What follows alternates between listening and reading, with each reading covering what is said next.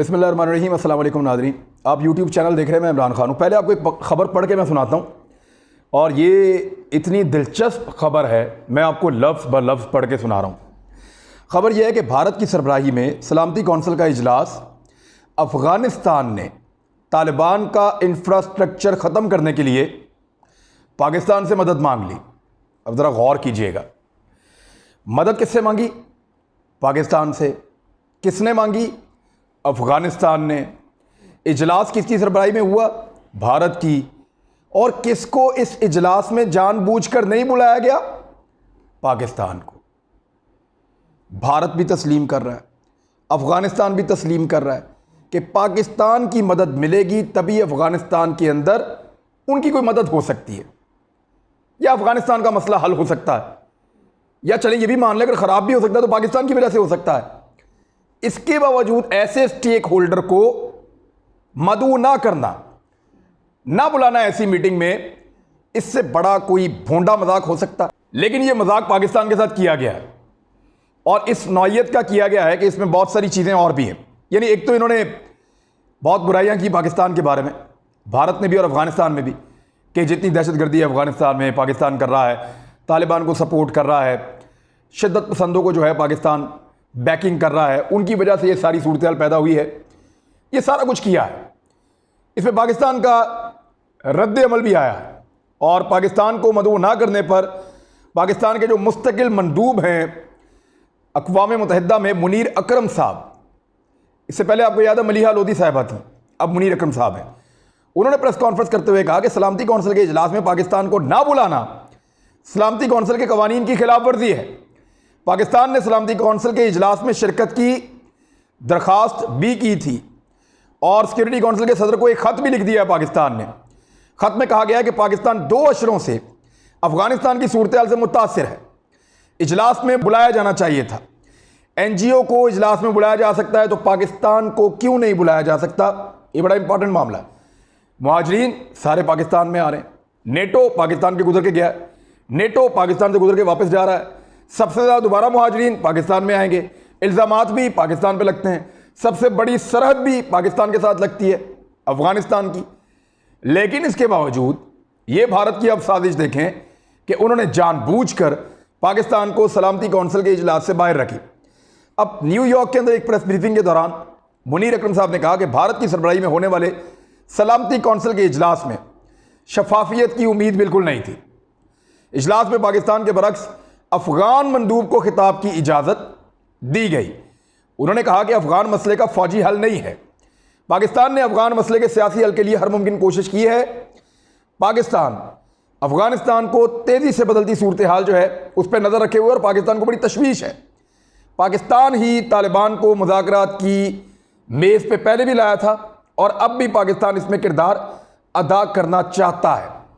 लेकिन बहुत सारे मुसल्लह गिरोह अफगानिस्तान में अमन नहीं देखना चाहते, और इसके अलावा पाकिस्तान ने बहुत डिटेल में बताया कि 11 अगस्त को एक संजीदा एफर्ट होने जा रही है, जिसमें अमेरिका, चाइना, रशिया और पाकिस्तान, ये 4 मुल्क दोहा में बैठेंगे और 11 अगस्त से ये मीटिंग्स करेंगे, और उसमें अफगानिस्तान के मसले का कोई हल निकालने की कोशिश की जाएगी।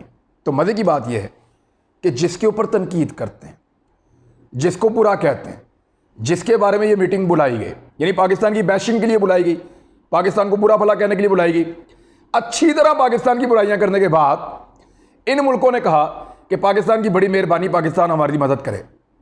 तो ये आखिर में अपनी औकात पर आ गए। वो जितने लोग बैठे थे वो अफगानिस्तान में कुछ नहीं कर सकते।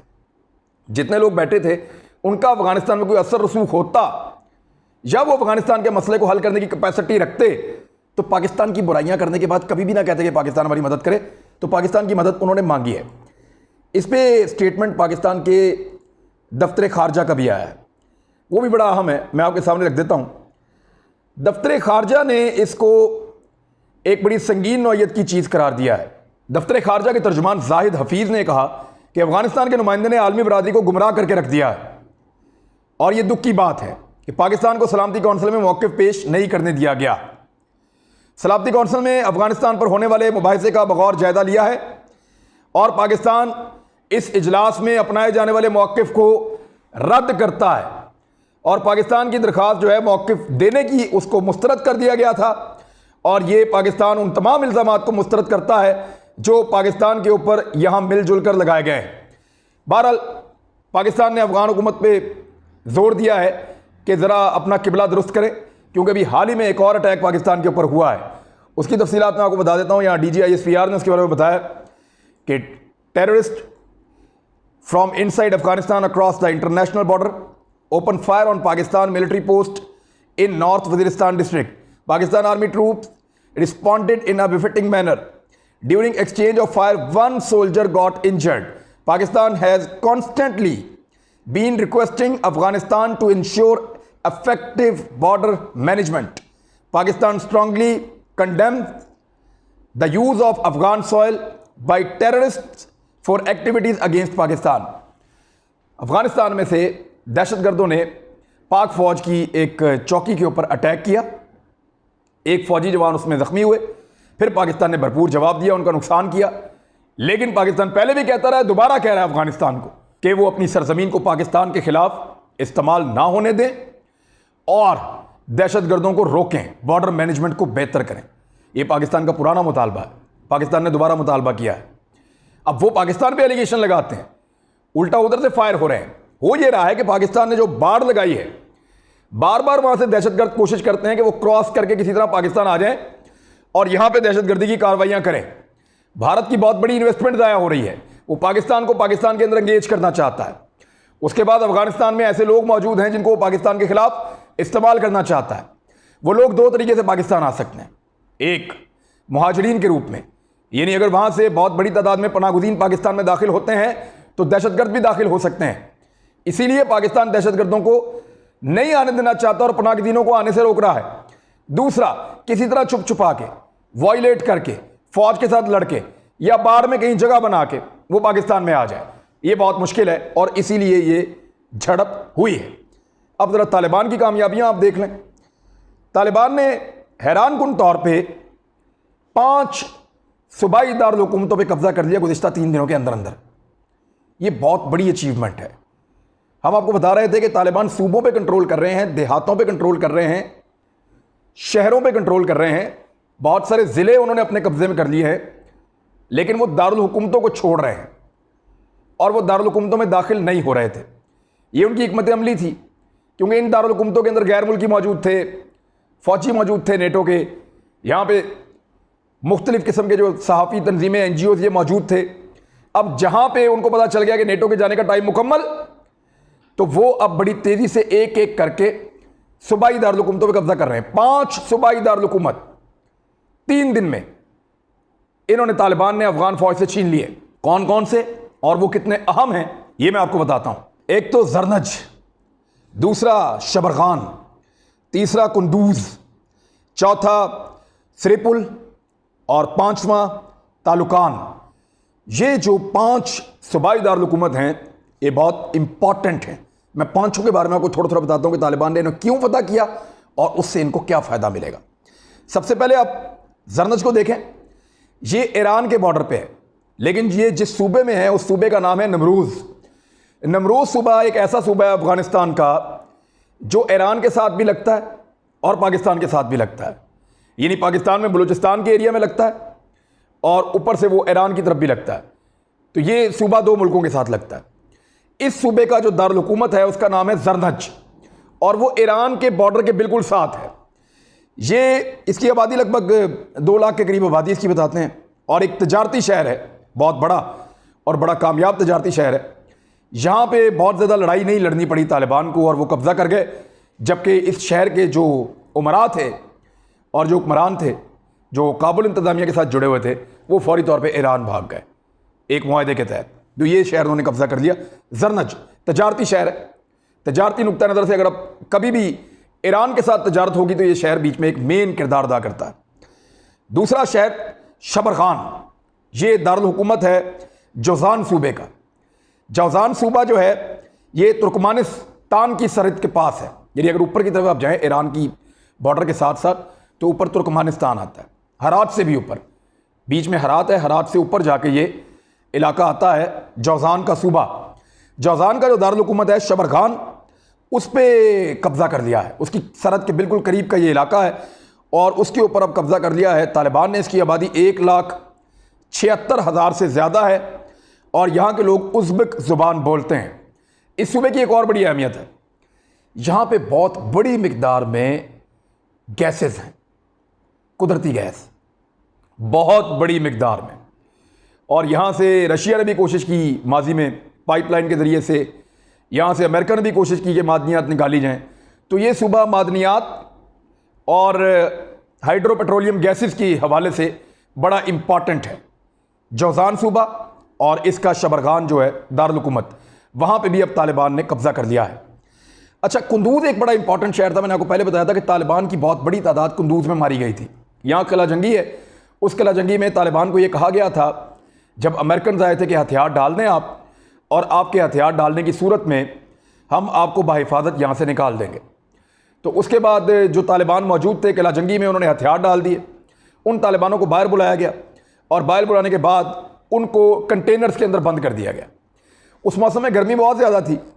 तालिबान जो है उनको 200-200, 300-300 एक कंटेनर में डाल दिया गया। बैठने की जगह भी नहीं थी, अंदर भर दिया जानवरों की तरह। और उसके बाद अंदर घुटन पैदा होना शुरू हो गई। वो चिल्लाना शुरू हो गए, उन्होंने अंदर से कंटेनर्स को मारना शुरू कर दिया। और फिर उन तालिबान को ऑक्सीजन देने के लिए कि इसमें हवा नहीं आ रही कंटेनर्स में, तो उन्होंने गोलियां चलाईं वहाँ पे जो मुखालिफिन थे तालिबान के उन्होंने। और कुछ तालिबान गोलियों से मर गए, कुछ घुटन से मर गए, कुछ घबराहट से मर गए। तो बहुत बड़ी तादाद में, बहुत कम कुछ चंद लोग बचे थे। तो हज़ारों तालिबान वहाँ पे ऐसे कंटेनर्स के अंदर मार दिए गए थे कुंदूज़ में। तो ये एक बड़ा मुश्किल इलाका था और ये छठा बड़ा शहर भी है अफ़गानिस्तान का, और ये ऊपर ताजिकिस्तान के करीब है। इस पे भी कब्ज़ा कर लिया। यहाँ पे लड़ाई हो रही थी अफ़गान फोर्सेस की और तालिबान की, और कुछ ग्रुप अफ़गान फोर्सेस को सपोर्ट कर रहे थे। बहरहाल तालिबान ने उस पर कंट्रोल कर दिया कुंदूज़ पे। सरेपुल का जो शहर है, ये सूबा भी इसी नाम से है, सरेपुल, और शहर जो है दारुल हुकूमत वो भी सरेपुल के नाम से है। इसकी आबादी भी लगभग 1,90,000 के करीब है। कुंदूज़ की आबादी मैं आपको बता दूं, मैं भूल गया आपको बताना, वो 3.25 लाख के करीब है। ये आबादी 1,90,000 के करीब इनकी आबादी है। और ये उज़्बेकिस्तान और तुर्कमानिस्तान के बॉर्डर पर वाक़ एक ऐसा शहर है जो तजारती नुक्ता नज़र से और मादनी नुक्ता नज़र से बड़ा इंपॉर्टेंट है। और ये खूबसूरत भी बहुत है। यहाँ पे दरिया हैं और यहाँ पे खेती बाड़ी भी अच्छी खासी हो जाती है। और ये वो इलाके हैं जहाँ पे पोस्त वगैरह की काश्त भी माजी में काफ़ी होती रही है। पाँचवां जो उन्होंने दारुल हुकूमत फतह किया तालिबान ने, उसका नाम है तालुकान। तालुकान जो है वो तखार सूबा है एक, उसका दारुल हुकूमत है। ये कुंदूज़ के बिल्कुल करीब है और ताजिकिस्तान के करीब है। इसके ऊपर भी दारुल हुकूमत पे कब्ज़ा कर लिया है। तखार सूबे का दारुल हुकूमत तालुकान, यहाँ की आबादी 2 लाख से कुछ ज़ायद है। ये भी बड़ा इम्पॉर्टेंट सूबा है। अगर ऊपर के इलाकों में आप देखें, यानी ताजिकिस्तान के साथ, उज़्बेकिस्तान के साथ, तुर्कमानिस्तान के साथ और ईरान के साथ, ये पूरा एरिया जो है वो कंट्रोल कर लिया है तालिबान ने।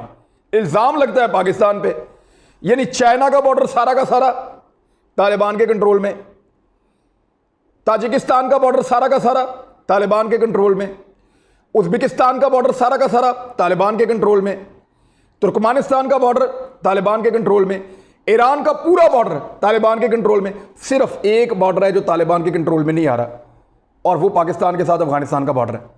इल्ज़ाम फिर भी अफगानिस्तान पाकिस्तान पे लगाता है। यानी अगर पाकिस्तान ही मदद कर रहा होता तो सबसे पहले ये बॉर्डर फतह हो जाता, इसको फतह कर लेते तालिबान। पाकिस्तान अपने आप को इस लड़ाई से बाहर रखना चाहता है और मैक्सिमम पाकिस्तान ने अपने आप को इस लड़ाई से बाहर रखा है।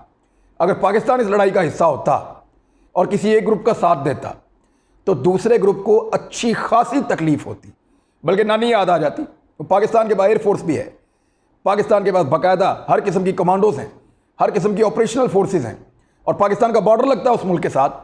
तो हमारा बाहर रहना हमारा मफाद था और उसी लिए पाकिस्तान बाहर है। अमेरिका भाग रहा है यहाँ से, तो पाकिस्तान अब क्या करे। दूसरा, अमेरिका ने एक हदायत जारी की है अफ़गानिस्तान में अपने सफारत खानों को कि जितना सफारती अमला है वो अफ़गानिस्तान को फौरी तौर पे छोड़ दे। यहाँ से आपको सूरत हाल का अंदाज़ा हो जाना चाहिए। हम इस सूरत हाल पर नज़र रखेंगे, आपको बताते रहेंगे। अब तक यही था। अपना ख्याल रखिएगा, अपने इस चैनल का भी। अल्लाह हाफ़िज़।